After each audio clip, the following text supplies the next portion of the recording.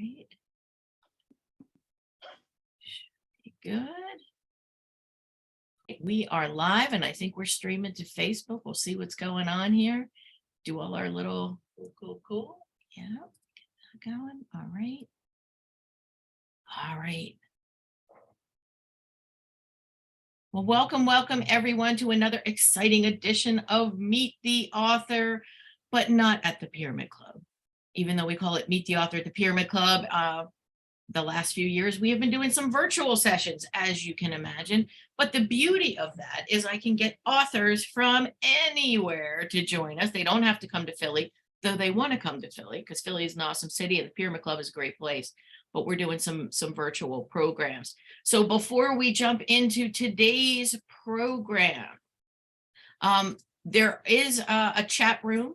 If you are participating remotely, you are welcome to jump into the chat room and say hi. Let us know where you're from. If you have questions or comments, certainly Darby will be posting some things. I will be posting some things.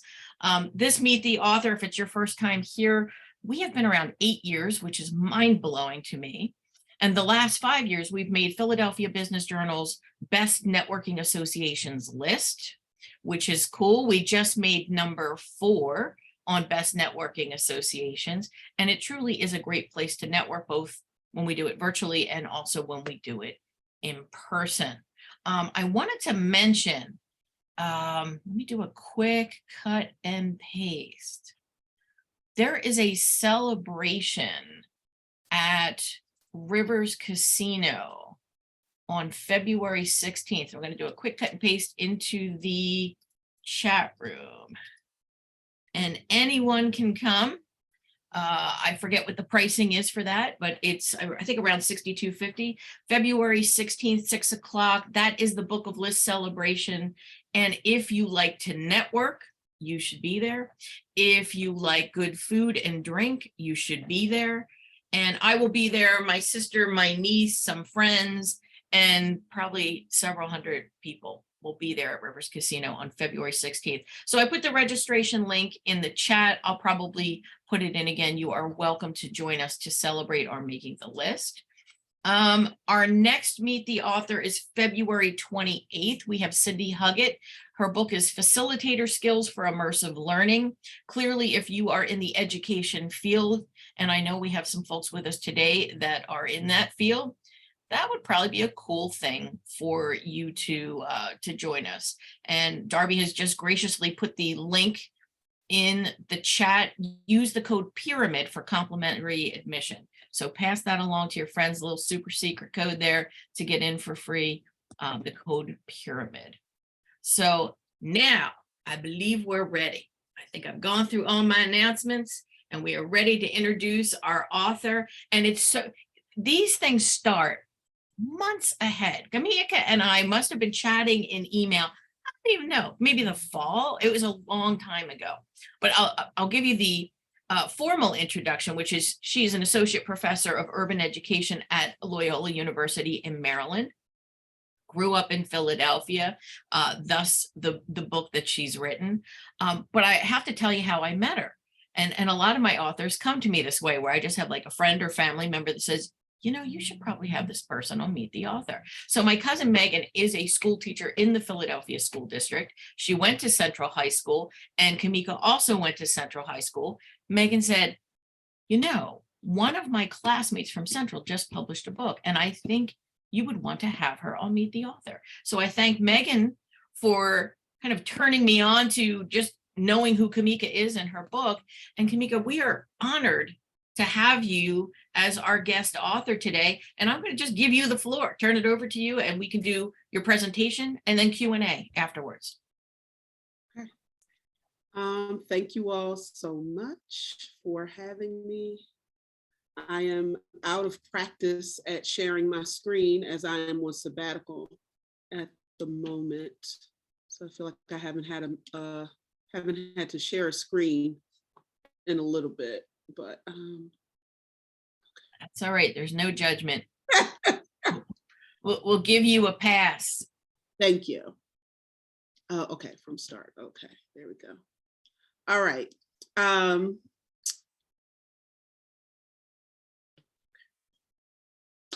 I don't ask the Foreign Legion or anyone to win my freedom or to fight my battle better than I can.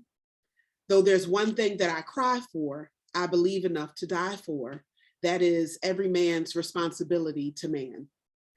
I'm afraid they'll have to prove first that they'll watch the Black man move first, then follow him with faith to kingdom come. This rocky road is not paved for us, so I'll believe in the liberals' aid for us when I see a white man load a Black man's gun. This is On Working White Liberals by Maya Angelou. There is truly no place in the world like home, like Philly. And anytime I get to talk to Philly people, I'm super excited, especially because I no longer live in Philly. So whenever I see people rocking their Eagles stuff, anywhere I am in the world, I'm always like, yes, here's my people. All right, so thank you for the opportunity to discuss my first book, not, excuse me, Not Paved for Us, Black Educators and Public School Reform in Philadelphia. My book examines who benefited from school reforms implemented in the school district of Philadelphia over 50 years and what the politics of these reforms cost Black educators and Black communities in Philadelphia. I hope my book challenges how school reforms advance and or transform Black educators and Black communities. Cultural and political contexts always mattered. Who tells the stories, who controls the narratives of reform, and what people believe about those reforms and those at the helm of those reforms matters. Now, before I go to the next slide, I do want to say the image on this slide is from January 18th, 1991 on Broad Street. That is the day I graduated from the 8th grade at Pepper Middle School. So that's me on the left. And the day my sister graduated from Overbrook High School, that's her on the right. And though we are both first generation college, we are also both Dr. Royal at this point. It matters that I am the person who wrote this book. It matters because I'm not just an education researcher, but I'm also very much a Philly John. Grew up in Southwest Philly, in Penrose specifically. Went to elementary school in Delaware County, a Christian school in Delaware County, as my mother had a bad experience with Philly's public schools, and then went to Pepper Middle School, which was closed in 2013, Central High School, which is a special admission school in Philadelphia, and also one of the oldest public high schools in the country, and North Carolina Central University, home of the Mighty Eagles in Durham, North Carolina. I'm a very proud HBCU graduate, and my alma mater will be having a parade tomorrow morning for our champion football team. I never taught in Philadelphia, but I did teach and coach educators in Baltimore and in DC. I left Philly in '95 to go to college and became a teacher in Baltimore in '99. And I returned to Philly in 2006 to teach at Lincoln University. I started working on my doctorate at Temple in 2007. Issues of race have been prevalent for me as a student, as a teacher, as an instructional coach, as an education researcher, and as a college professor. These experiences have contributed to sort of who and how I am, which are crucial to my identity as a critical race theorist, which I know for a lot of people is like the boogie monster. So woo woo, I guess I am the boogie monster and I'm cool with that. Education researchers are usually asked to situate our work with the statement of the problem. Anybody who asks us to do research will start out, what is the problem you are trying to solve? The reality is in school districts like Philadelphia, many assume the problem is actually Black people. They assume Black students, Black families, Black communities are problematic. The languages Black people speak or don't speak with precision. The wealth Black people don't have is a problem to them. What Black people don't know is a problem to them, as if schooling could be compulsory yet impotent to actually educate Black students. In my work, I center issues of difference and anti-oppression, primarily on race and racism, but also involving class and classism, culture and cultural oppression, as well as the patriarchy and gender. My research focuses on the dispossessed and the disenfranchised in this nation, the marginalized, those who are Black, brown, and those of us who are most school dependent. But when I think specifically about my positionality, who I am to do this work, I think about these two women on the left. The woman at the top is my mother. She is a 1965 graduate of Germantown High School. She was told she was a slow learner and not college material when she was at Germantown High School. When she put my older sister in Penrose Elementary School, she was reprimanded by the principal for questioning why my sister wasn't growing in her reading development. At the bottom is my Aunt Barbara. Aunt Barbara was the first educator in my family. She began as a classroom aide in the School District of Philadelphia in 1967, the same year this book begins. She was in a pipeline program for paraprofessionals to become classroom teachers. She was a special educator in the district who retired in 2004, and then she passed away in 2005, 2 years before I ever began the doctoral research that led to this book. And every time I talk about this book, I wish I had started it sooner so I could ask Aunt Barbara some questions. So I began this project in the first year, my first year as a doctoral student at Temple. It took 14 years from the time I started to complete this research project until it was published. The data for the book comes from interviews with Black educators and education activists, from media sources, primarily the Philadelphia Tribune, which used to be published sort of much more, the minutes from the Board of Education and the School Reform Commission, and other sources found in Temple's urban archives. I have to begin the story, the backstory, in 1937, when Philadelphia merged its previously separate lists for Black and white educators from which they would be assigned to teach at schools. It took years for Black educators to get teaching posts beyond elementary school, as well as placements for Black school administrators at the high school level. There were tests given to potential administrators, but the tests were assessed by biased district members who lacked transparency in their scoring and placements. These factors helped to contribute to a culture of distrust among Black people when dealing with the School District of Philadelphia. The district was and still is inundated and beleaguered with institutional, systemic, and structural racism and other forms of oppression at any and all levels. No, it does not matter who is at the helm of the district. This book interrogates the politics of school reform. By politics, I mean how people compete for and organize scarce resources. My book is also decidedly not neutral. It takes a stance left of the Democratic Party. The book is organized by the 8 district superintendents throughout this time period, but the book has 6 chapters. The chapters are each named for a hip hop album or concept from my youth. All right, so the first chapter is Fear of a Black Planet, Racial School Reform. I called it Fear of a Black Planet because of the many ways white Philadelphians feared the city and the school district would be turned over to Black people for their benefit.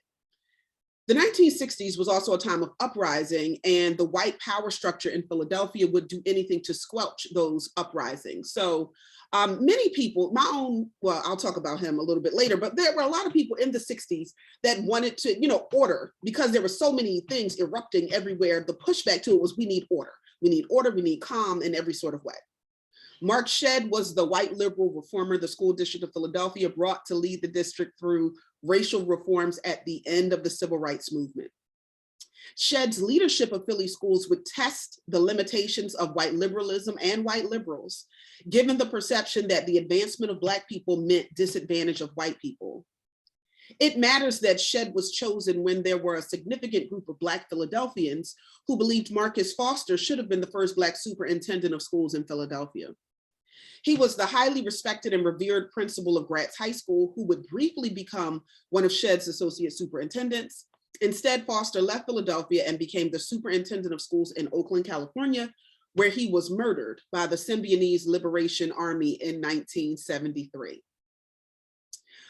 There's a great book by an Ursinus professor that's a biography of Marcus Foster, if you're interested. That Ursinus professor's name is John Spencer. Great guy, love John Spencer. And the name of his book on Marcus Foster is In the Crossfire. Shedd underestimated the constant threat of white supremacy in this zero-sum landscape. He inherited a system that had been historically problematic, and he found himself constantly in the middle of conflicts over the fundamental question, for whom do schools exist? Shed left at the end of 1971 when the former police chief, Frank Rizzo, had been elected mayor and would be inaugurated in January of 1972. My next chapter is called Thug Life, Frank Rizzo's Law and Disorder. Thug Life is a tattoo that Tupac famously wore. He was part of a group called Thug Life, and Nikki Giovanni, the poet, in honor of Tupac, also got a tattoo that said Thug Life. I call the chapter Thug Life because I view Rizzo as Philly's ultimate police and political thug. There are pictures of him, easy to find, with a baton stuffed in his tuxedo cummerbund when he was attending an event. He also made young Black men strip on a North Philadelphia street, strip naked, after a police officer was killed. Rizzo was notorious before he was elected mayor in 1971 and for decades since he passed during his 5th campaign to run the city. In fact, in the summer of 1991, I was 13 years old and getting ready to start at Central High School when I was home in the summer watching All My Children, when the news, ABC News broke through that Rizzo had died. And I was like, okay, but can we get back to All My Children? And so that, as a teenager, led me on an inquiry around who is this person? Why is he such a big deal? He was revered and reviled. And one of the things I found out was that my grandfather, there are no easily drawn lines. My grandfather was, I think, a local neighborhood organizer who loved Frank Rizzo. And so when we talk about Rizzo being a brute, he was this very sort of personal guy who wasn't super educated, but still rose in the ranks. And so for a man like my grandfather, who also was fairly uneducated and was a mechanic, he was like, that's my kind of guy. Upon election as mayor of Philadelphia, Rizzo appointed Matthew Costanzo to be superintendent. Costanzo did not last very long. He resigned in 1975, and Rizzo appointed who many believed was the most corrupt superintendent the district ever had, Michael Marchese. In Philly, you all may know, the mayor appoints the Board of Education. There are 500 districts across the Commonwealth of Pennsylvania. Philadelphia is the only one that does not elect its school board. There was one Black school board member held over from Rizzo's mayoral predecessor. Rizzo appointed 2 additional Black men to the Board of Education. They were Adolphus Baxter and Arthur Thomas. Black people had rallied for years for there to be more Black representation on the Board of Education because the district was solidly 2/3 Black, 2/3 Black students. But Rizzo was the first mayor to have 3 Black men on the Board of Education. Also, one of those Black men he appointed to the board became the first Black president of the board, which meant Rizzo had out-liberaled the liberals. If former mayor Richardson Dilworth had been so liberal, why had he not prioritized the presence of Black people on Philly's Board of Education when the district was solidly 2/3 majority Black? The Rizzo era begs the question, what is the purpose of Black faces in high places when their positions don't disrupt oppression? To what extent can Black people rely on individual Black advancement when collective improvement remains elusive? Though public schools should exist for the public good, to what extent can public schools be trusted when policies placate whites' interests and practices favor whites' preferences? Rizzo was succeeded by Mayor Bill Green Sr., who did everything he could to get rid of Michael Marchese at the helm. The next chapter is called Black Rain, which is an ode to Queen Latifah, an artist from my sort of Pepper middle school years. But also when I think of Black Rain and the idea of being regal, it reminds me of the first superintendent I experienced as a student in the district, Dr. Constance Clayton. Many Black Philadelphians believed she would fix what Marchese had wrecked. Clayton was the best of Philadelphia's Black leadership. She became so renowned that the University of Pennsylvania named an endowed chair in her honor in 1993, so 30 years ago. As the first Black woman in her role, the pressures she faced were uniquely tied to her racial identity, how she operationalized this identity as a professional, and her racial allegiance. The questions that arise from Clayton's leadership in Philadelphia were, would liberalism's avowed social mobility be possible for the under-resourced, most of whom were Black, in a district led by Black women, by a Black woman for the first time? And could a Black woman leading the public schools prevent the legacy of racism in the schools? The short answer is no. The bigger story lies in why not, which you will have to read the book to find out why the answer is no. However, Dr. Clayton had the longest tenure of any superintendent in the modern era at 11 years. When Dr. Height left last year, he was at 10 years. Dr. Clayton was adored by many Black Philadelphians, especially some Black women educators who called themselves Connie's girls. When she was faced with new budget cuts, she attempted to fund her budget based on where the greatest need was. And racists had a hard time with the cuts she attempted to make, and that she used the phrase, quote unquote, historically privileged in describing where she placed the cuts. She left the position unexpectedly in the summer of 1993. I call this next chapter Ready to Die because it was released at the same time, the album was released at the same time David Hornbeck was beginning his tenure at the helm of Philly schools. There was also a lot of talk at this time about whether or not the district could or would even survive. One school district board member commented, "I don't like it one bit when Bob Dole starts kicking around teachers and their union for his self-serving purposes. But if we don't shape up and pay some attention to that sentiment, I'm not at all certain that either the PFT or the district, as we know them, will be here when it's time to sit at the bargaining table 4 years from now." David Hornbeck himself, the superintendent of schools, he stated it during one of the school board meetings, July 1, 1998 is the date that the school district will cease to exist in any recognizable form. Imagine my shock reading the minutes and reading, the captain said your ship is going down. David Hornbeck did have some Philly experience. As the former executive director of the Philadelphia Tutorial Project, he had actually witnessed the Philadelphia student uprising at the school district's headquarters in 1967. He had also served as deputy counsel to the governor of Pennsylvania and executive deputy secretary of education in the 1970s. He was the first outsider to be appointed as school district superintendent since Mark Shedd was brought in 1967. He had a national reputation. He had done education work at the state levels in Maryland and in Kentucky. He was the chair of the National Commission on Title I. He was the chair of the board for the Children's Defense Fund. Despite his national reputation fighting for all children, he was unprepared for what was happening in and to Philly's public schools or the city's adversarial relationship with the Commonwealth of Pennsylvania. Hailed as a white knight by the Baltimore Sun 1 year after he arrived in Philly, the fourth chapter of my book explores how David Hornbeck's saviorism ultimately led to the school district of Philadelphia's disbanding and virtual demise. Hornbeck's Philly experience is a cautionary tale for do-gooders who espouse the virtues of neoliberal multiculturalism, which looks like the anti-racist statements and new DEI initiatives that began a lot of places in 2020. Hornbeck was a Philly outsider. The Baltimore Sun called him a white knight, right? So he's like this white savior who had very good intentions that he couldn't actually deliver and reforms he couldn't fund. When the state legislature wouldn't budge on its funding formula, he accused them of racism.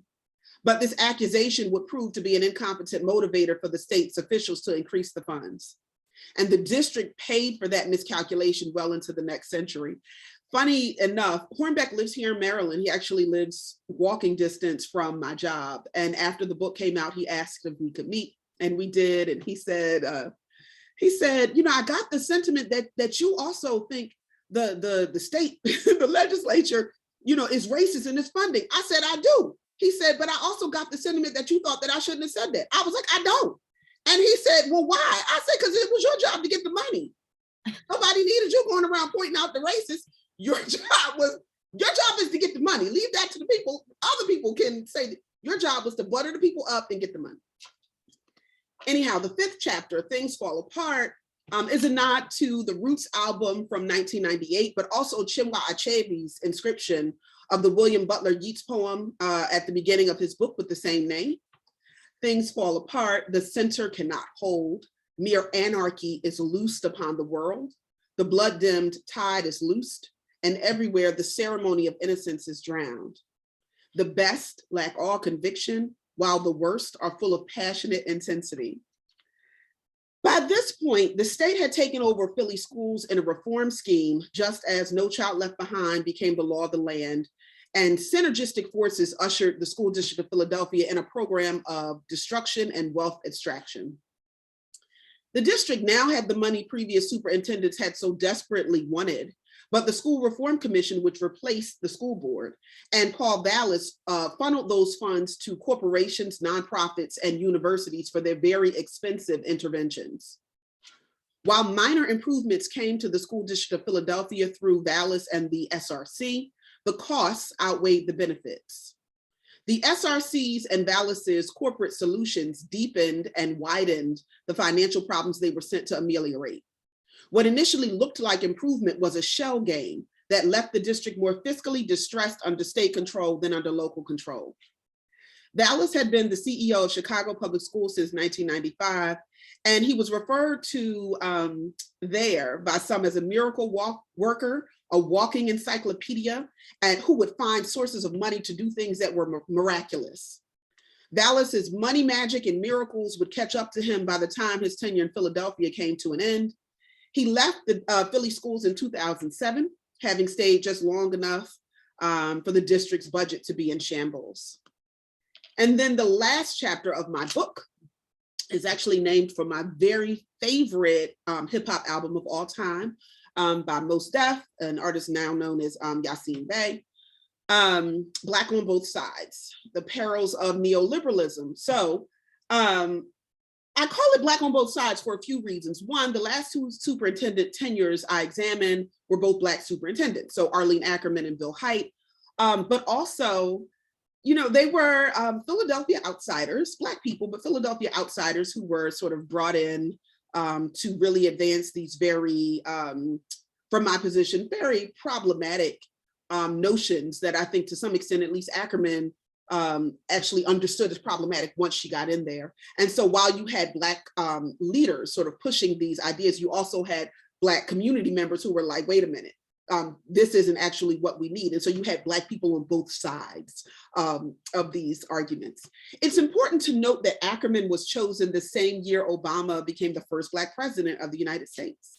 In the new millennium, where many liberals touted claims of post-racial America, they elected, appointed, and rewarded Black officials who bought into anti-Black, deficit-laden ideologies, policies, and practices.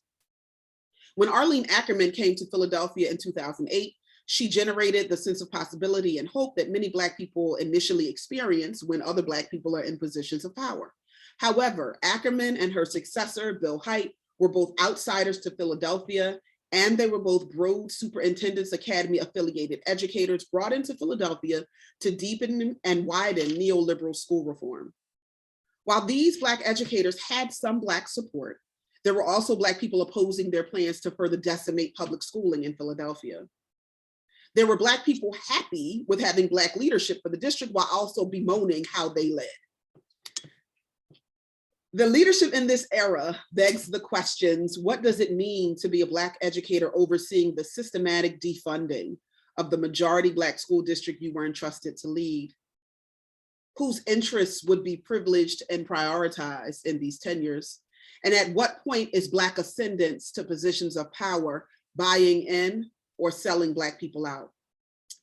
The presence of Ackerman and Hite gave the veneer of representation to make more palatable the state's dismantling of Philly's public schools as democratic institutions with the capacity to improve life conditions for the Black, the brown, and the most vulnerable.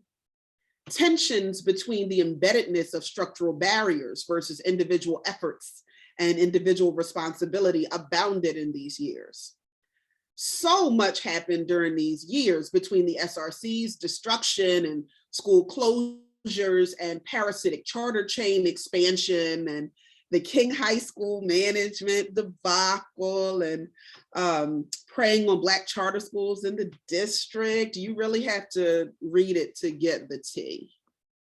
All right, so questions.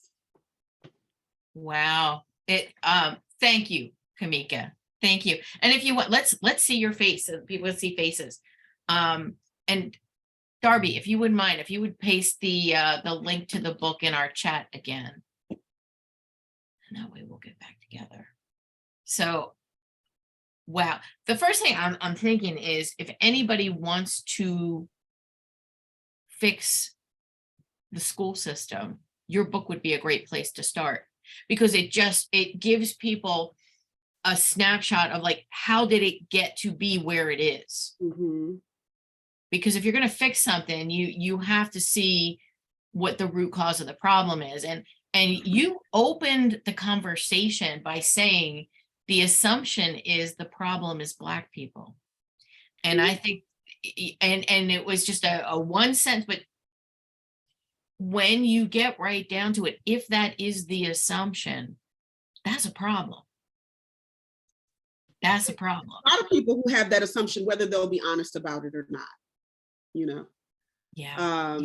It's a huge problem, because the question is, if we are innately the problem, and I don't just mean in Philadelphia, right? But then to what extent are you responsible for our education in schools? And I'd point to the state of Michigan, which had a lawsuit around the compulsory nature of school, right? So you had people graduating from school who are, their literacy skills, they're not as developed, right? And so there were these young people sued the state saying, I went to school because it was compulsory and I graduated uneducated, right? Like, don't you owe me something, essentially? And the state of Michigan said, no. We are not state constitutionally obligated. You are obligated, legally obligated to attend, but we are not responsible for what you become, for what you can do or not do once you leave here. Wow. So how do we fix this, Camika? How do we fix this? And I can't help but think, as I'm hearing this whole story of how things have progressed in a school district, in a city, is it not like a microcosm of what happens on a national level? Do you like, and you say, how can we not fix this? We know what the right thing to do is, and it won't happen. And you just are like, why? But I think your story kind of shows why it's really hard to fix, but it's not a silver bullet. But what can we do to fix it? Well, I think a few things are happening, right? So before we get to fixing it, I think there's a lot of things maybe we aren't being honest about.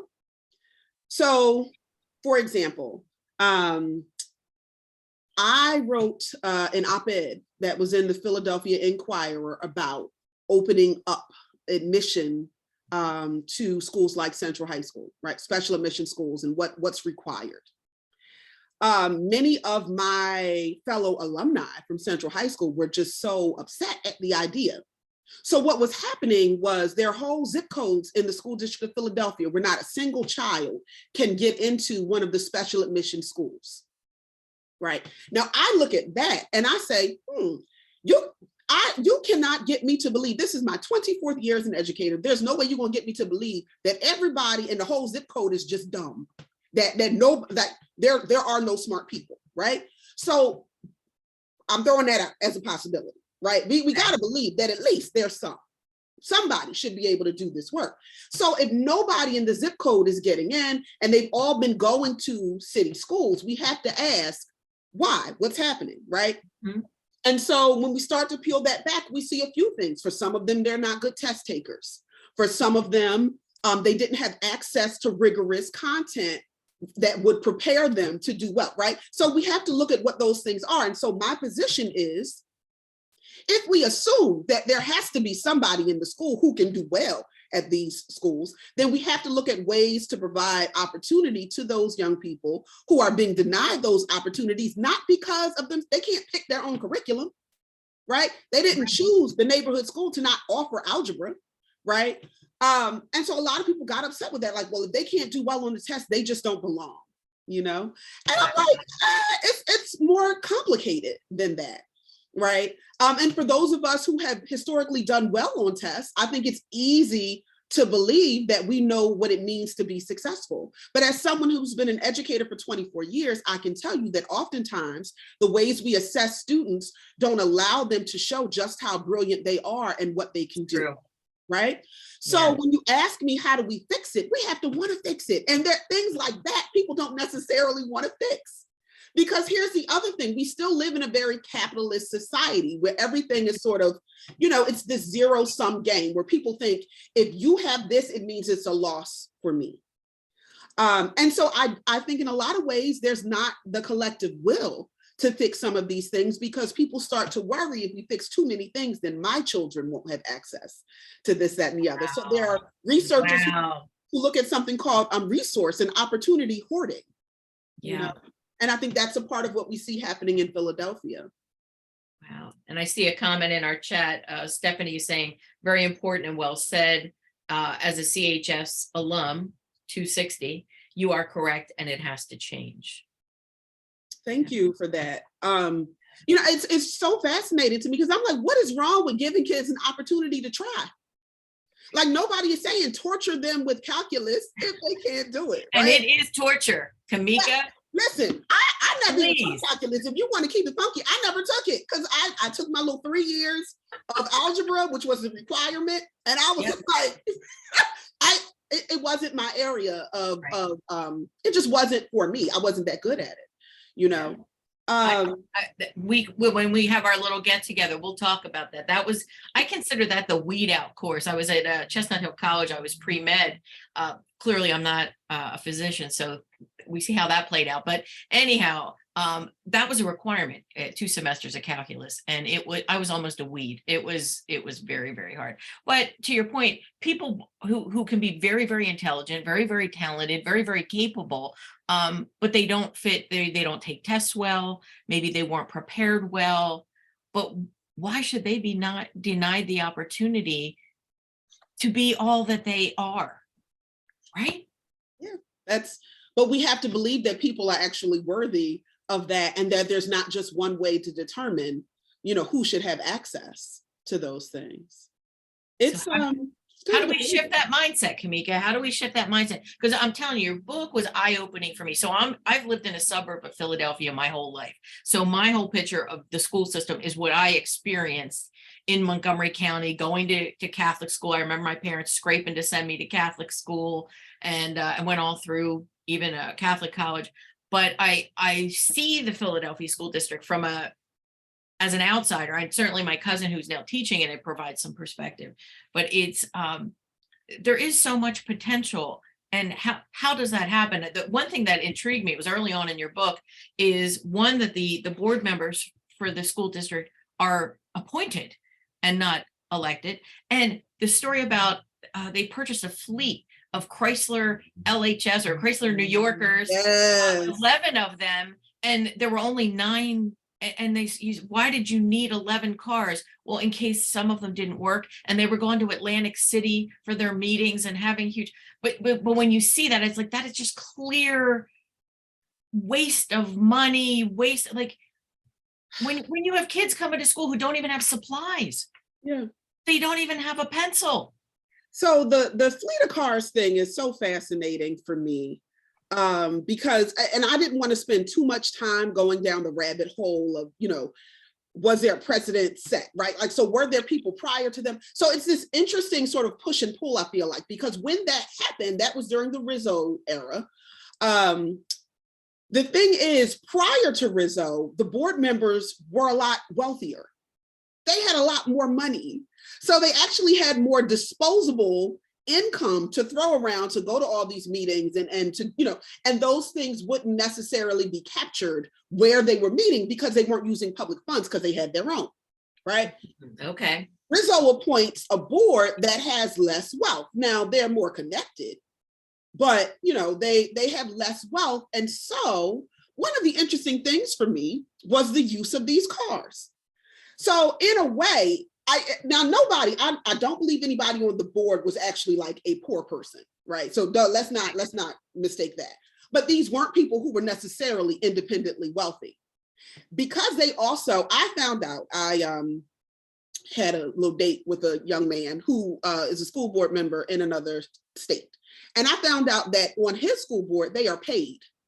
I did not know until last year that there are some school board members who actually get paid other places. So add that to this context. These people are appointed, they are poorer, and this is completely voluntary. Exactly. Yes. Right. So then I'm not saying that they should have gotten the cars, because I think it was a terrible idea and a terrible use of funds, but I wonder how those factors played into it. Yeah.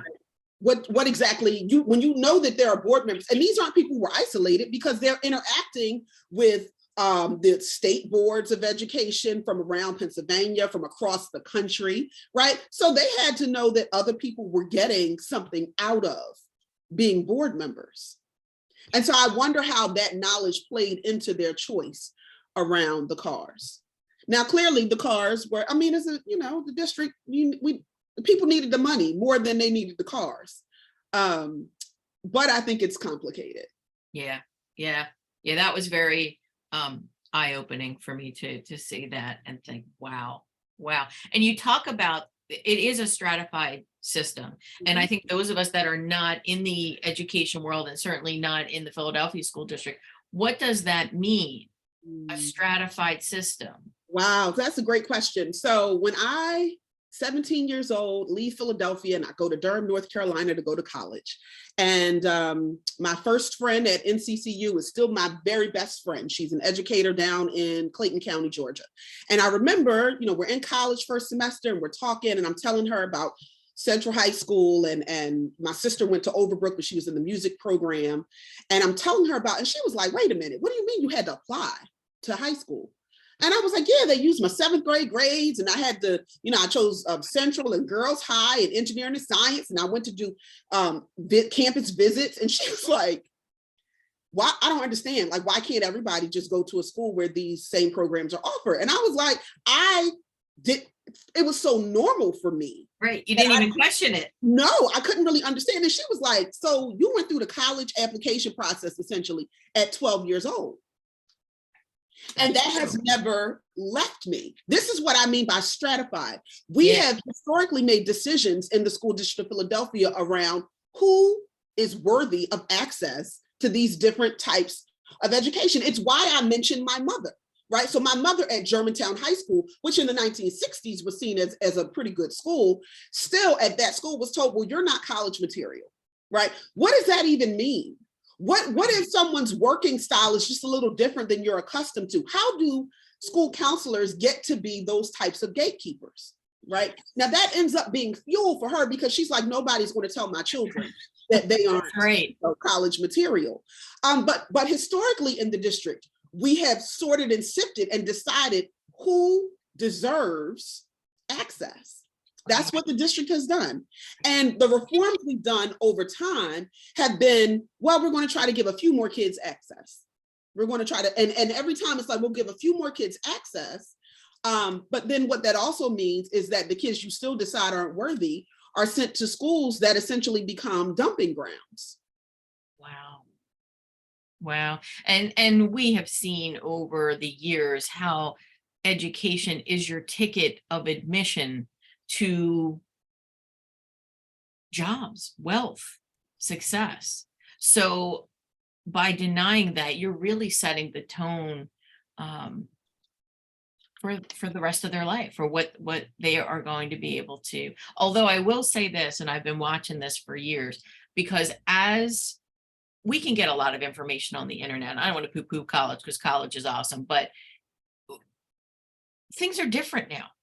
And not everybody needs a college education. And I think I'm seeing more and more organizations say, I know you don't have a 4-year degree, but you're really talented and you're really bright and you're welcome to join us. We just want talent.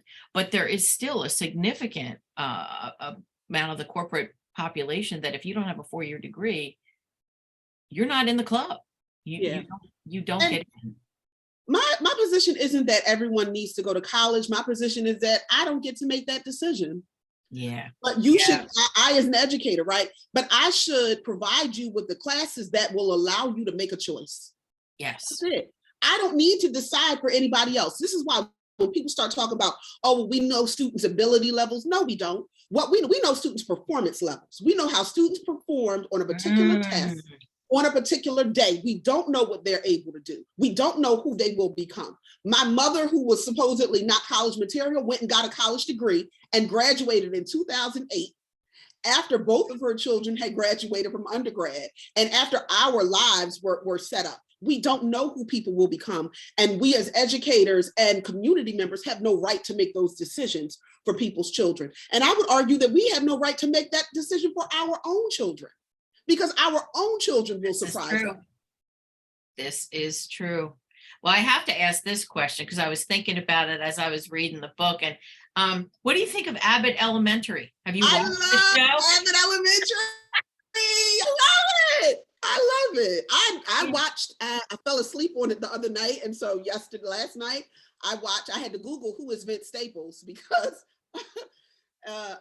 that's the guy that's playing the date. If you saw the latest episode, who Quinta went out with, I saw people on Twitter talking about Vince Staples, and I was like, I'm firmly middle-aged. I don't know who this person is.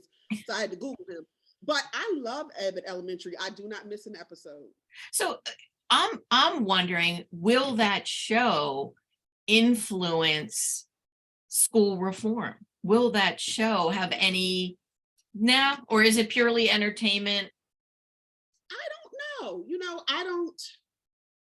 I feel weird about a comedy show influencing school reform, right?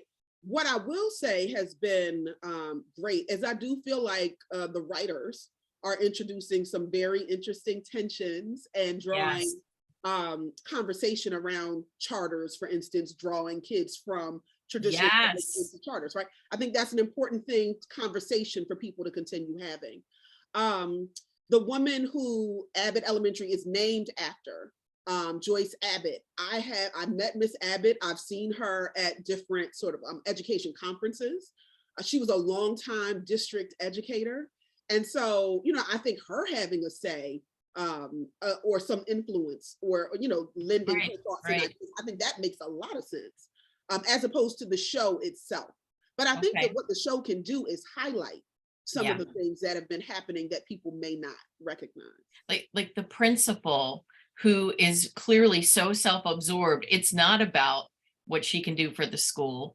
It's all about her. And that is real. I mean, it's certainly very contrived in the show, but that is real. People who are offended by the principal. I'm not offended by the principal. I mean, here's the thing. I know there are plenty of hardworking principals, plenty of hardworking Black women principals in the school district of Philadelphia.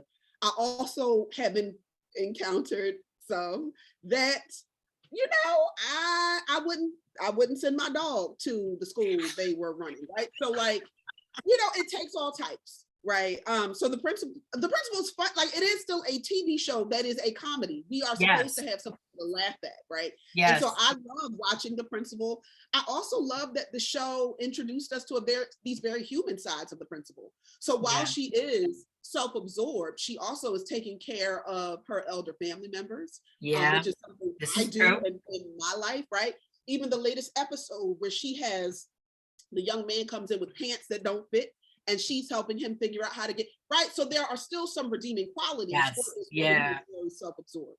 Now, I don't know that she should be the principal, but she is still very funny. Right. But there's still likable qualities about her. Absolutely. But I think it's kind of interesting, and only because I work with leaders in corporations, and you have people that rise to leadership roles that it is all about them. And you think I'm all about servant leadership. So when I see it, I'm like, wow. So Camika, what's next for you? So you've done amazing work here, and I'm hoping to be able to use the knowledge I've gained from your book in some small way to influence and help other people, one, understand what's going on, and two, to influence things. But what's next for you? That's such an interesting question right now, because the short answer is I don't know. When I was reading Bell Hooks one time in college, she said something about having this kind of crisis of meaning every time she finished a project. I'm so grateful to be on sabbatical this entire school year. I don't know what comes next. I've been an educator for 24 years, and I spent 14 of them trying to get this book published, right? So it's the bulk, and now I have to Yeah. figure out, what comes next. I am a professor, and it's cool. But sometimes, and it allows me to have this life of the mind, and I can read and I can think, and I'm very fortunate that people like to do things like this with me, where I can talk to them about stuff. But I don't know, what comes next. I know this isn't it, and I'm trying to figure out, what the next act is. I have ideas, so we'll talk. We'll talk. But here's what I think, because after reading the book, and I love data. I love history. I want to have the facts so I can picture things. And you did such a beautiful job with this. And clearly you have a passion for it. Here's some things that I see for you. I'll plant the seed and then we'll talk. So first of all, Camika, I see a TED Talk for you.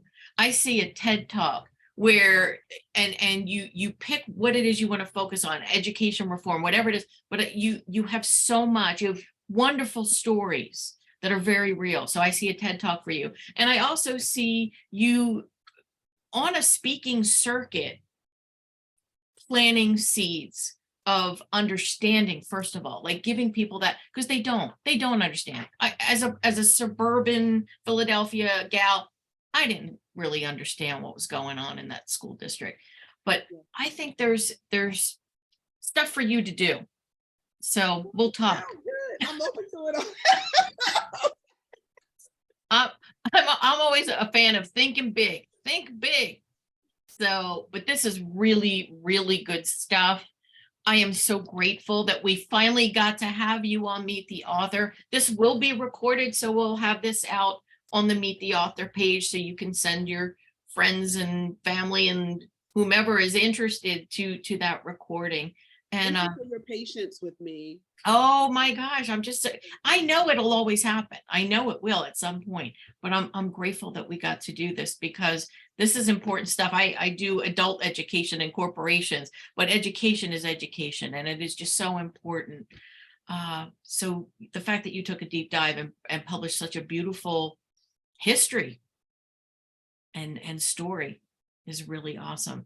So I want to thank you, my friends that joined us online. Thank you for being with us. I know we've got some Facebook friends who popped in. That's why I put the live feed out there. So my Facebook friends, thank you for popping in. The folks that joined us here on Zoom, thank you for joining us. And for those that are watching this on video, reach out to Camika, reach out to me, say hi, let us know what you learned and what questions you have. So thank you. Group hug.